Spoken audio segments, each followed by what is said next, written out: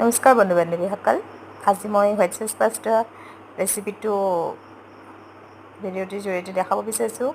যদি ভাল লাগিছে ক'বচোন, কমেণ্টত জনাব কেনে হৈছে। এই পাস্তাখিনি মই বইল কৰি লৈছোঁ, পানীতে অলপমান নিমখ দি পেলাই বইল কৰি লৈছোঁ। লগতে ইয়াত দিবৰ কাৰণে পাস্তাত মই এড কৰিবৰ কাৰণে ইয়াত চুইট কৰ্ণ, নহৰু পাত, নহৰু সৰু সৰুকৈ কাটি লৈছোঁ আৰু পিঁয়াজ সৰু সৰুকৈ কাটি লৈছোঁ। লগতে কৰ্ণফ্লাৱাৰ লাগিব, গাখীৰ লাগিব, বাটাৰটো লাগিব আৰু অকণমান ময়দা দিম।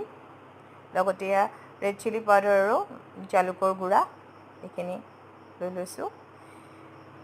পেনখনত মই অকণমান বাটাৰ দি পেলাই পিঁয়াজ আৰু নহৰু কাটাখিনি তাতে অকণমান সময় ভাজি, তাতে আকৌ চুইট কৰ্ণখিনি দি অলপ আকৌ ভাজি লৈছোঁ। তাতে অকণমান নিমখ আৰু চেনি দিছোঁ। দিয়াৰ পাছতে গাখীৰখিনি দি অলপ সময় উতলাৰ পিছত তাতে মই ময়দা আৰু কৰ্ণফ্লাৱাৰখিনি দিম। নিমখটো মানে সিজাওঁতে যেতিয়া দিয়া হৈছে অলপ কমকৈ দিলেও হ'ব। লগতে অকণ চীজ নিদিলেও হয়, ভাল পালে আপোনালোকে দিব পাৰে।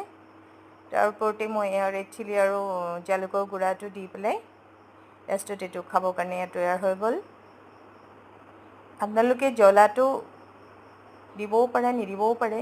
এইটো আপোনালোকৰ সোৱাদ অনুযায়ী আপোনালোকে যদি ভাল পায় দিব।